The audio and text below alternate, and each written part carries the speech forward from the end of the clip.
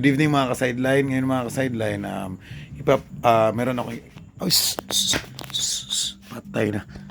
Nagkuhan, muntika ng muntik nang tirahin ng manok natin yung may pintura. Ay nako. So mga ka-sideline, kanina, nagkaroon tayo ng time na mahawakan yung mga alaga natin. So itong alaga natin ngayon, stag natin to. So medyo hindi ko nagustuhan yung amoy niya. Mabaho. Minsan po mga ka-sideline, akala natin hindi epektibo yung gamot na nagamit natin or binili. Pero sa totoo lang, effective yung mga gamot. Minsan lang kasi hindi ito magiging sapat. Kailangan may gawin tayong tinatawag na declogging. Hindi po ito sekreto. Gusto ko lang ipakita sa inyo. Dito mga ka-sideline, ipakita kagad natin yung paglabas ng sipon sa ilong. Pero kung gagawin nyo ito mga ka-sideline, yan, ganyan lang, ilutin nyo lang dyan. Hindi yan lalabas kaagad. Medyo matagal pa yan. Yung iba mga ka-sideline, naglalagay ng Bactidol para talaga matanggal yung sipon dyan o makahinga yung manok. Dyan wala tayong ginamit na Bactidol or wala talaga. Yung panghugas lang, yung ginamit natin dyan, tubig lang at saka Zonrox.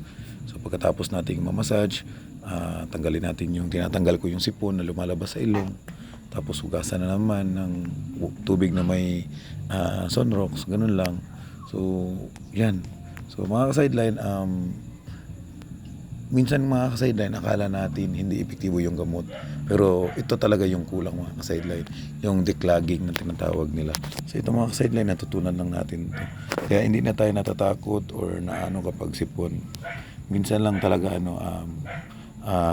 kailangan lang ng time gaya nito. Kasi kapag napabayaan itong mga sideline, mahirap na.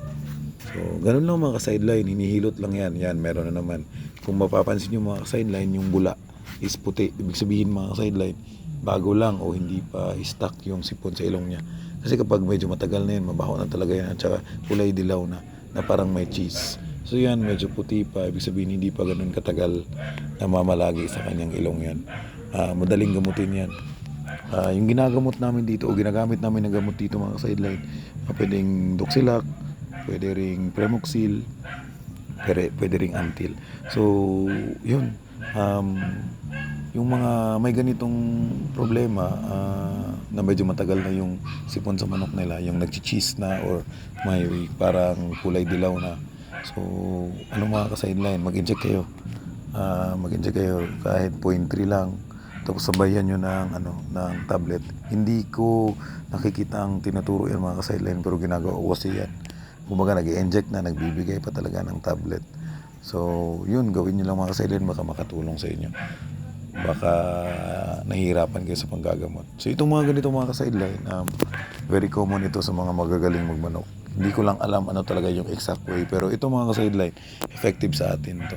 Sana maging effective din sa inyo kung wala pa kayong sariling paraan paano tanggalin paano maging epektibo ang paggamot nyo sa mga sipon ng inyong mga alaga.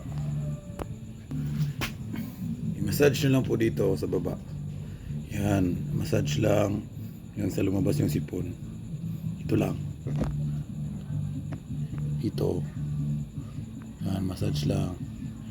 Mapapansin nyo naman po pag may sipon yan kasi may mga bula-bula dyan sa ilalim. Nandito meron yan.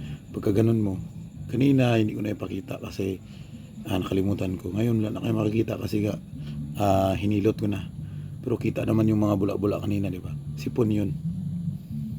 Yung sa kanya hindi lang naninilaw kasi medyo bago pa.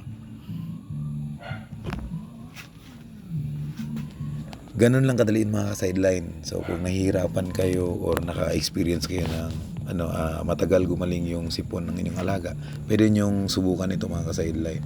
Kung meron kayong mga reaction o gustong sabihin or idagdag sa ginawa natin, mag-comment lang po.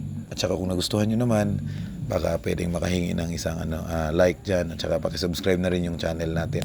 Malaking tulong na yan mga sideline para sa ating monetization in the future. Sana ma-monetize na tayo ulit kasi nagka-problema tayo. Yung pin location natin hindi natin nakukuha. Baka pwede nyo ako matulungan mga ka-sideline, baka may alam kayo bakit ganun. yung pin location ko, yung pin ng aking channel, itong channel na to ay hindi dumadating sa bahay. Nakatatlong request na ako. Baka naman mga ka-sideline. So yun lang mga ka-sideline. Maraming salamat. God bless.